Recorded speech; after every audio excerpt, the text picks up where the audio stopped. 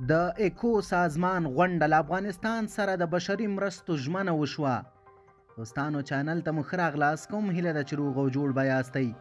ویډیو را سره تر پایه وګورئ او چینل در سره ضرور سبسکرایب کړئ. د افغانستان لپاره د خوښۍ خبر.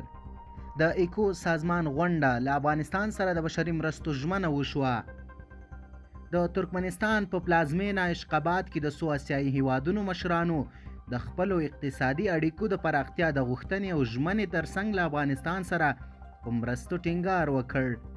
د اقتصادي همکاریو یا ایکو سازمان غونډه چې د یکشنبې په ورځ د ترکمنستان په اشقاباد کې ترسره شوه تر ډیره پکې د افغانستان په اقتصادي او بشري وضعیت خبرې وشوې. په دې غونډه کې د افغانستان له لوري کوم استازي ګډون نه درلوده.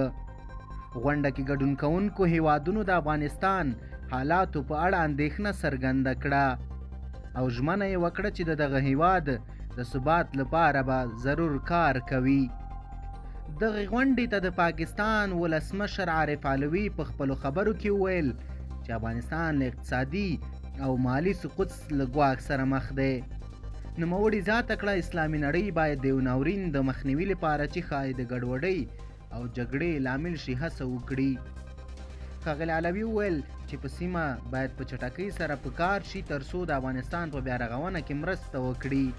هغه همدا راز وویل چې د سیمې هیوادونه باید د افغانستان کې روغتیایي او ښوونیز سیستم په پیاوړتیا او بشري مرستو کې کومک وکړي.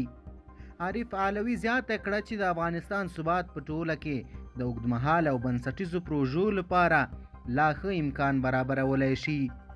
نوموړي د ټاپي د ګازو نل لیکې د اورګاډي پټلۍ او برېښنا د شبکو یادونه وکړه.